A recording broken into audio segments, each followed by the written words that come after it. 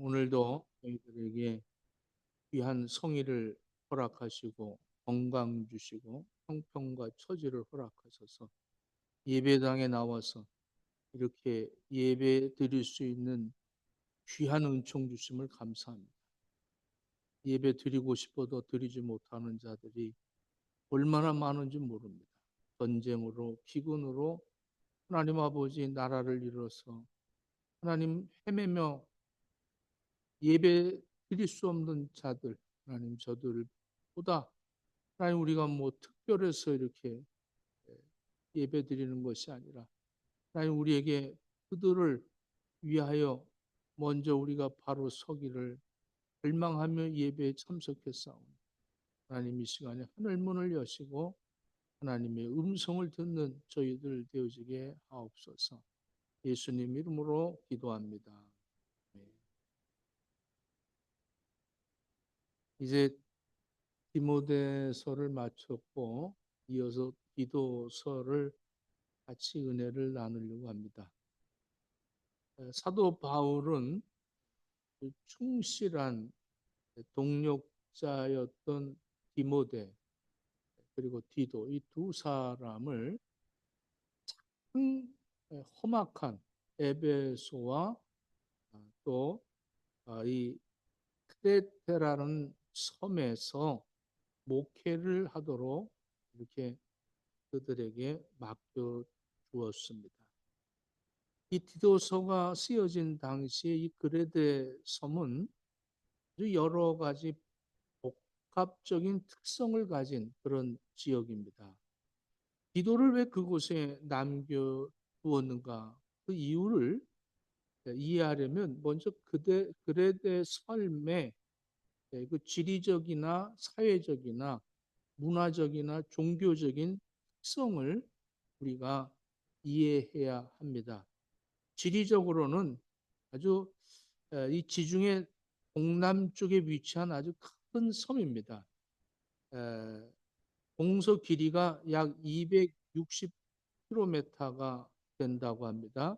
그리고 유럽, 소아시아, 아프리카를 잇는 무역이나 교통, 또 군사 요충지로 역할을 했던 그런 섬이기도 합니다. 그리스에서 가장 큰 섬이고 현재 제주도보다 약 6배가 큰 그런 면적을 가지고 있습니다. 사도행전에서도 바울이 로마로 압송될 때 이 그레데 섬을 지났다고 기록하고 있습니다. 사도행전 27장 8절에 그래서 미항이라는 항구도 여기서 언급하고 있습니다. 이 그레데는 사회적이나 문화적인 그런 특징이 있는데 이 그레데인들은 고대로부터 아주 독특한 사회적 문화적 특징을 가지고 있어요. 그래서 아주 부정적인 그런 평판을 교회에 갖고 있는 그런 사람들입니다. 미노아 문명의 발상지가 바로 이 그레데입니다. 문명의 이 미노아 문명의 발생지로 이 문화가 발달이 됐고 또 건축술이나 예술, 또 청동기의 그 문명을 자랑했던 그런 지역이기도 합니다. 그래서 굉장히 크레데인들은 자부심이 강했습니다. 그래서 그리스도인들에게 이질적인 그러한 마음을 그런 성격을 갖고 있었죠. 또 이 그레데 섬에는 해적들이 있었어요. 해적들 그러니까 오랫동안 해적들에게 시달렸던 그런 역사를 가지고 있습니다.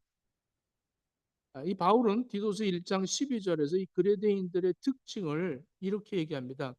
그레데인 중 어떤 선지자가 말하되 그레데인들은 항상 거짓말쟁이며 악한 짐승이며 배만 위하는 게으름쟁이라 하니 이렇게 얘기했어요. 그러니까 거짓말쟁이다. 이게 그레데인들은 거짓말을 참 잘 시킨다는 그리고 악한 짐승 같다. 그러니까 사납다는 거죠. 사납고 그다음 배만 위하는 게으름뱅이다. 먹는 탐욕적이고 게으름, 방종한 삶을 살아가는 그런 사람들이었다는 거예요. 또 이 그레데는 로마의 유배지였기 때문에 이좀 어려운 그런 곳이기도 합니다. 유대인들의 공동체가 이 그레데에서 있었어요. 유대인들이. 그래서 사도행전 2장 11절에도 오순절 사건 때 이 그레데인들을 언급하고 있습니다. 그러니까 아마 이 디아스포라, 이 초대교회 성도들이 이 그레데에서 있었다는 것을 보게 됩니다. 그리고 이단들이 굉장히 아주 많았습니다. 제우스 신을 하나님같이 여겼던 그러한 곳이기도 합니다. 그래서 이단의 온상이고 사납고 참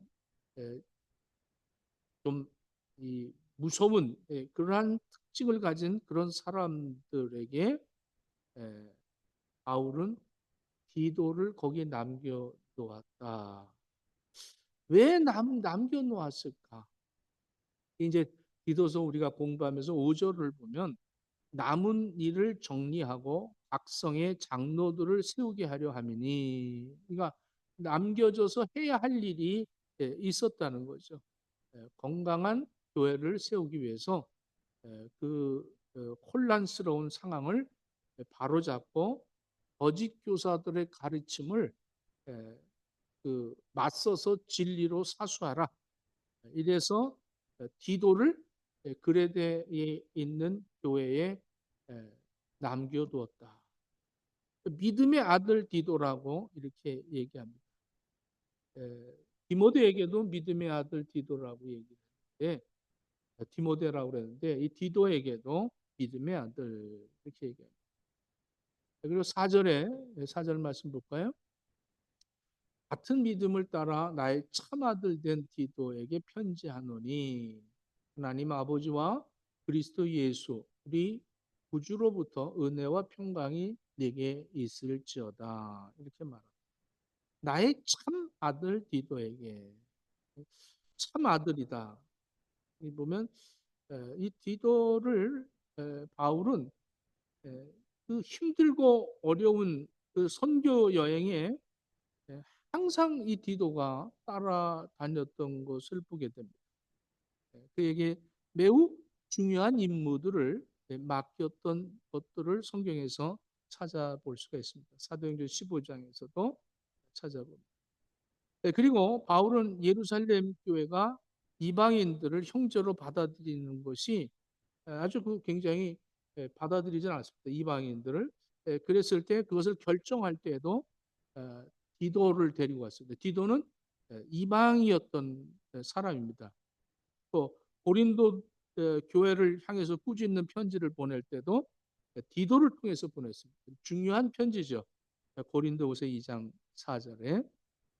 또 바울이 예루살렘 교회가 기근으로 인해서 어려움을 겪었을 때에 지방 교회들이 이제 구제 헌금을 모아서 이 모교인 예루살렘 교회로 그 헌금을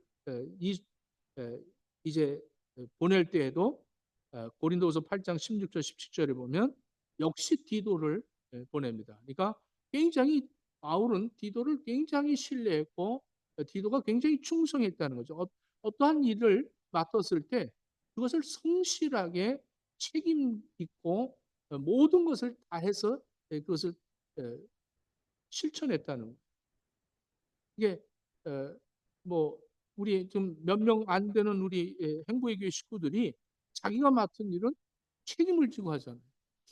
오늘 특송한 분도 이 될까 하면서 이게 굉장히 그 걱정을 했어요. 차라리 내가 하는 게 낫겠다 이렇게 생각을 했는데 오늘 굉장히 은혜가 되더라고요. 굉장히 은혜가 되고 열심히 준비를 하더라고요. 그러니까 열심히 그 준비한 것이 하나님은 그거 쓰셨다. 그래서 은혜가 되더라고 같이 사는데도 은혜가 된 것 같아.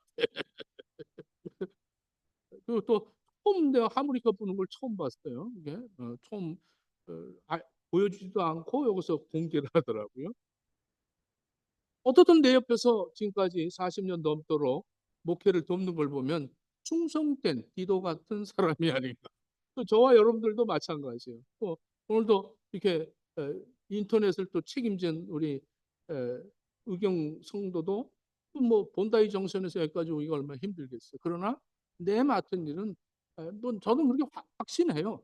내가 목회 그만둘 때까지는 저 사람은 항상 옆에서 충성할 것이다. 맡긴 거예요. 그래서 맡기는 거죠.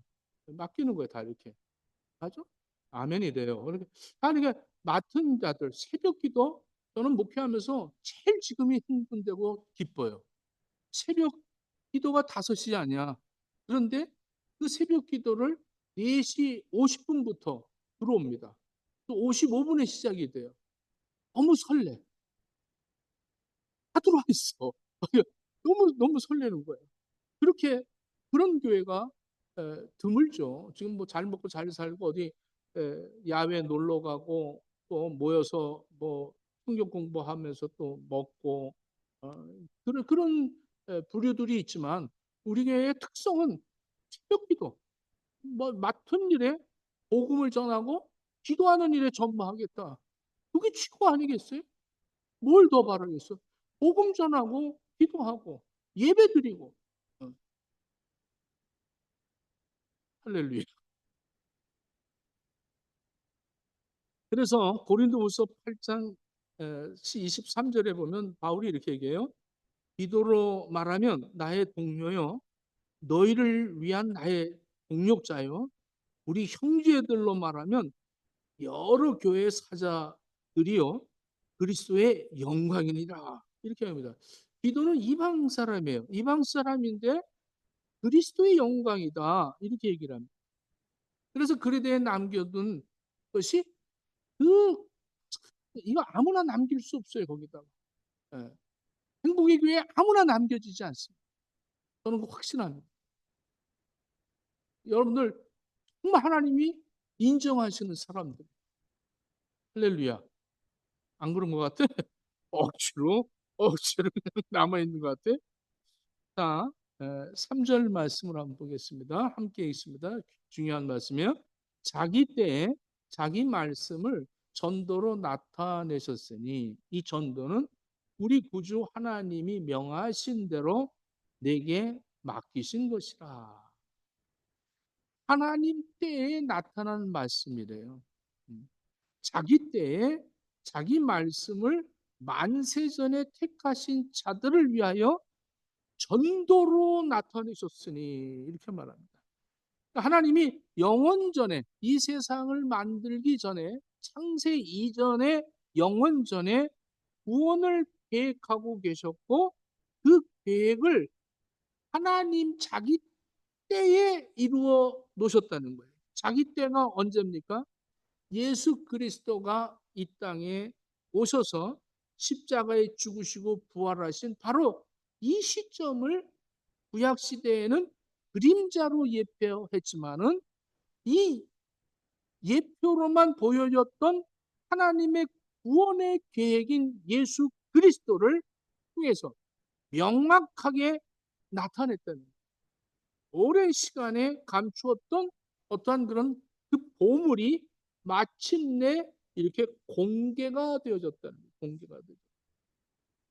이 말씀은 단순히 드러난 것이 아니라 전도로 나타났다는 거예요. 전도로 나타났다. 그러니까 복음은 숨겨진 비밀이 아니라 모든 사람에게 알도록 하는 것이 선포하는 것이 전도라는 겁니다. 그래서 전도로 나타났대요. 전도로. 만세전에 택한 자들을 위한 복음이라는 택한 자들은 이 복음을 받아들이는 만세전에 택한 자들을 위하여 이 복음을 전하는 할렐루야. 그러므로 우리가 전도한다는 것은 이 하나님의 보화를 이 보물을 드러내는 것이 아니라 나타내 보이는 거예요. 나타내. 예수 그리스도가 이 땅에 오셨습니다. 그렇게 우리가 기다리던 구원자가 우리 가정에 오셨습니다. 기쁜 소식 아닙니까? 그래서 예수님 부활 처음에 이 세상에 태어나실 때 기쁘다고 오셨냐? 예? 여러분들 가정에 예수님이 오신다면 기뻐요, 안 기뻐요?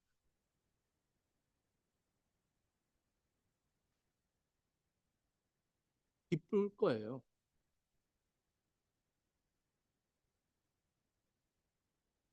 바쁘실 거예요. 주님 오신다 그러면 아마. 미안해요. 이게 좀 농담이 아니라 사실이 그렇습니다. 주님을 내가 모실 수 있다는 것은 정말 준비되지 않으면 어떻게 모실 수 있겠어요? 그래서 지금 아무리 전도를 해도 안 먹히는 거예요. 집이 있으면서도 너나 잘 믿으세요. 이러는 거예요. 그좀 듣고 그리고 깐주룩거리고 건들고 우리의 성격을 건들고 그걸 어떻게 건드려서 또 우리의 그 옛 구습이 튀어나오면 거봐라 거봐 믿는 사람의 모습이 그 정도냐 이러면서 우리를 얼마나 갈고대는지 거기에 정말 침묵하기가 너무 힘든 그런 삶을 살다 보니 복음 전하는 게 오히려 안 하는 게 낫지 않겠느냐 이러면서 복음 이 복음을 위해서 살아가는 게 아니라 나를 위해서 살아갈 때가 더 많다는 거예요. 전도는 하나님의 명령입니다. 전도는 하나님이 우리에게 주신 거룩한 사명입니다. 이 사명은 사도 바울과 같은 어떤 특별한 사도들에게만 준 것이 아니에요. 예수님께서는 승천하시기 전에 제자들에게 이렇게 말을 합니다. 마태복음 28장 19절 20절에 너희는 가서 모든 족속으로 제자를 삼아 아버지와 아들과 성령의 이름으로 세례를 베풀고 내가 너희에게 분부한 모든 것을 가르쳐 지키게 하라. 오늘날 우리 모든 그리스도인들에게 주시는 대사명입니다. 우리에게 맡겨주신 거룩한 사명을 우리는 깨달아야 합니다. 하나님께서는 하나님의 때에 하나님의 말씀을 복음으로 나타내셨습니다. 만세전에 택한 우리를 위해서 복음을 주셨습니다. 그리고 이제 우리에게 이 복음을 전하는 사명을 맡겨주신 것입니다. 신약성경 이 사복음서에서 세 복음, 마태복음, 마가복음, 누가복음 이 세 복음에서는 공통된 관점이 있어요. 그래서 공감복음이라고 그러죠. 이 공통된 내용 중에 다 복음을 위해서 말씀하고 있습니다. 그래서 마가복음도 누가복음도 요한복음은 굉장히 또 좀 색다르지만 이 세 복음은 계속 그이 예수 그리스도를 증거하는 이러한 일에 우리가 지상명령이라고 그러죠. 지상명령을 우리에게 가르쳐 주고 있는 그런 말씀들이죠. 사도 바울은 로마서 1장 1절에서도 예수 그리스도의 종 바울 사도로 부르심을 받아 하나님의 복음을 위하여 택정함을 얻었으니 자기가 부름을 받고 택정을 받은 것은 복음을 위해서 받았다는 거죠. 우리가 성도로, 목사로, 교사로, 선교사로, 직분자로 부름을 받은 것은 뭐예요? 복음을 위해서. 그런데 나를 위해서 장로되고, 나를 위해서 목사되고, 나를 위해서 뭐 집사되고, 권사되고, 나를 위해서가 아니라 무엇을 하든 복음을 위해서 하나님 날 택해 주셨다는 내가 왜 그리스도인이 되었는가? 이 확신을 가져야 됩니다. 나 자신부터 예수를 믿는 그리스도인이라는 확신이 없다면 우리는 복음을 전할 수가 없어요. 그건 시간만 낭비하는 것이지 그는 내 삶이 내가 그리스도인이라는 확신이 없으면 그러면 우리의 삶은 늘 그냥 지금 이 그레데 섬에 있는 사람들과 동일하다는 겁니다.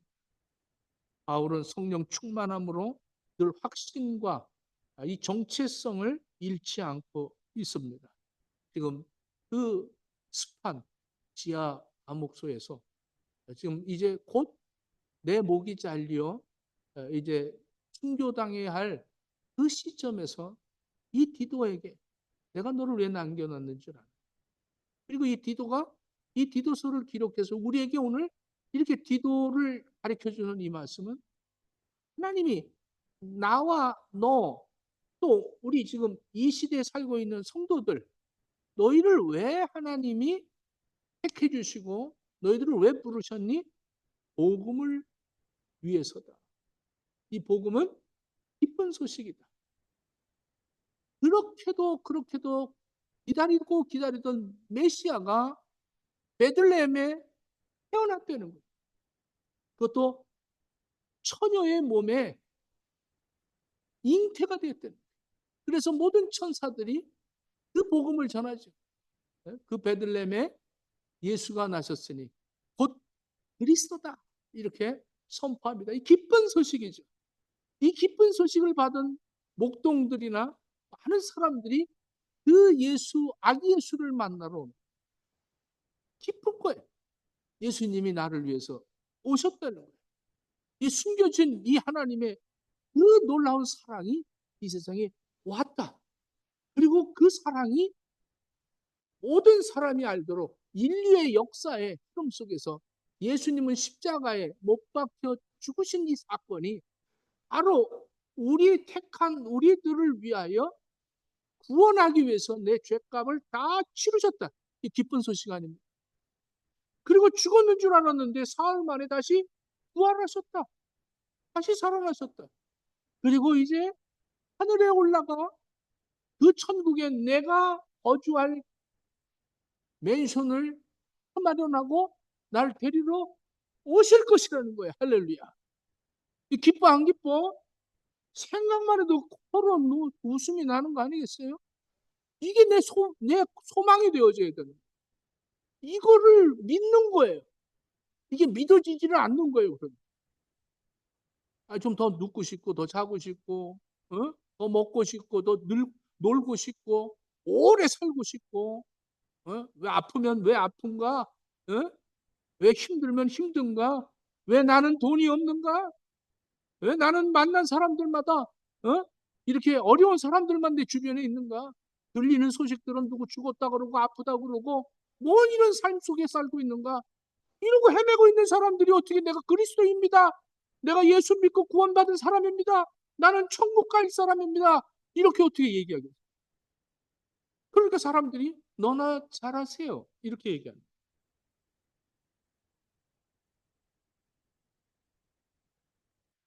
베드로전서 3장 15절 16절에 너희 마음에 그리스도를 주로 삼아 거룩하게 하고 너희 속에 있는 소망에 관한 이유를 묻는 자에게는 대답할 것을 항상 준비하되 온유와 두려움으로 하고 선한 양심을 가져라.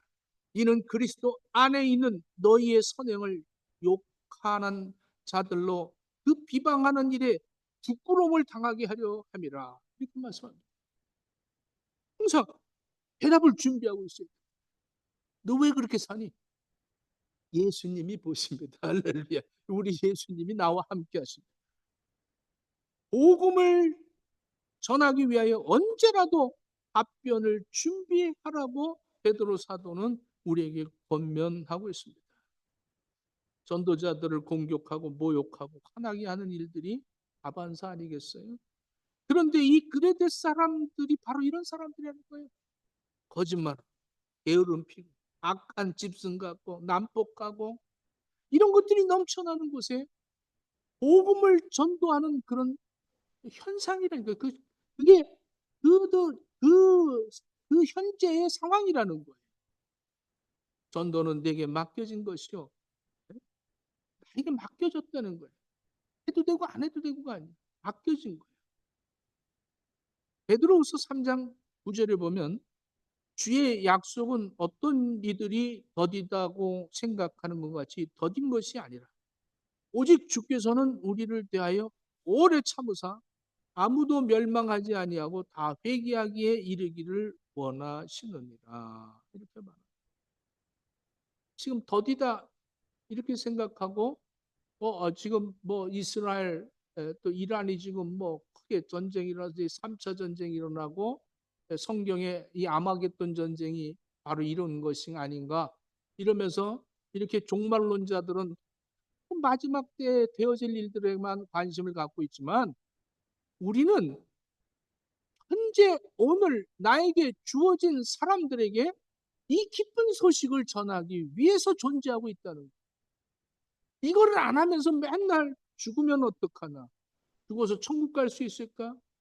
뭐 죽을 때 뭐 어떻게 죽어야 될까?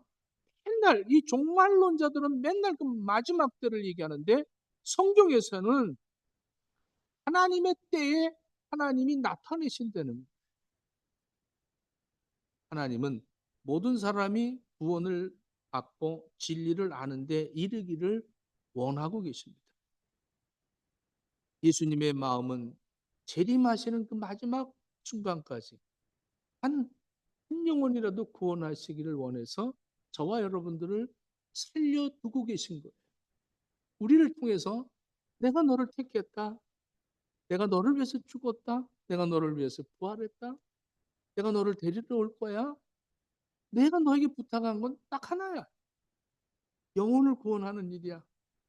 너의 능력을 발휘하라는 거 아니야. 너를 자랑하라는 게 아니야. 예수 믿으세요. 예수님이 당신을 위해서 오셨고, 당신을 위해 죽으시고, 당신을 위해서 부활하셨고, 당신을 데리러 오실 거예요. 이분이 당신을 구원할 자입니다. 이 기쁜 소식을 전하려는. 근데 이거를 전하지를 않고 엉뚱한 하나님 때가 아직 멀었다. 이제 뭐 전쟁이 일어나는구나. 뭐 죽을 때 회개하려고 참 에, 안타깝죠. 고린도전서 9장 16절에 이 고백하는 바울의 자세를 보십시오. 내가 복음을 전할지라도 자랑할 것이 없으면 내가 부득불할 것임이라. 만일 복음을 전하지 아니하면 내게 화가 있을 것이로다. 아멘까지 붙었어요. 그러니까 내가 왜 화를 당하고 있는가? 복음을 전하지 않기 때문에 그런 거예요. 복음을 전하는 순간부터 화가 없어지는 거예요. 화가 없어져요. 네. 여러분들 복음을 전하십시오. 할렐루야. 만나는 사람들에게도 복음을 전하고 그 예수님을 전하시라고. 여러분들 부부간에도 자꾸 미워하고 싸우고 아이 내가 이거 또 얘기하면 또 싸우겠지 이러지 말고 예수를 전하시라고. 예수 기쁜 소식. 당신을 위해서 예수님 오셨어요. 당신을 위해서 죽으셨어요. 할렐루야. 당신을 위해서 다시 사셨어요. 응? 당신 데리러 올 거예요. 꼭 화내지 마세요. 당신 오십니다. 막 이러면 뒤집어지지요. 뒤집어지는데 그렇다고 안 하면 안 돼요. 근데 나는 화가 없었죠. 화가 그쪽으로 가네. 화가 그쪽으로 전달이 되네. 한국의 식구들이요.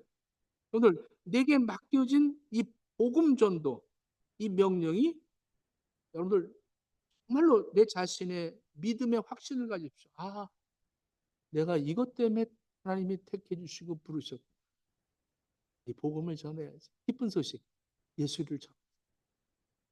얼마나 이거 얼마나 참 심플합니까? 예수만 전하려는. 그걸 그렇게 뭐 말세를 전하고 무슨 뭐 우리 교회 오면 병 고칩니다. 우리 목사님 설교 잘합니다. 이게 무슨 소용이 있어요? 예수 전해. 예수님은 우리 집에 계세요.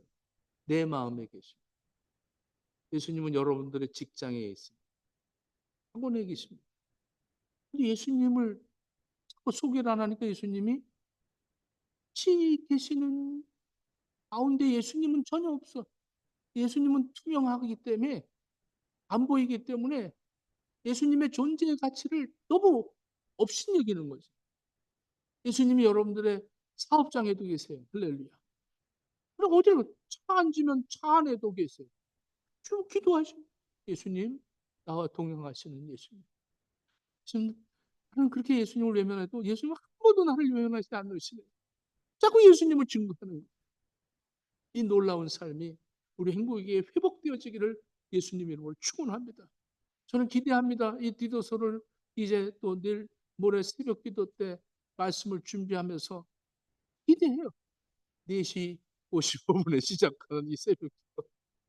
너무 감격스럽습니다. 또 이 말씀을 이어서 새벽에 같이 은혜를 나누도록 하겠습니다. 기도하겠습니다. 하나님, 복된 날 복음을 우리가 받을 수 있게 하심을 감사합니다.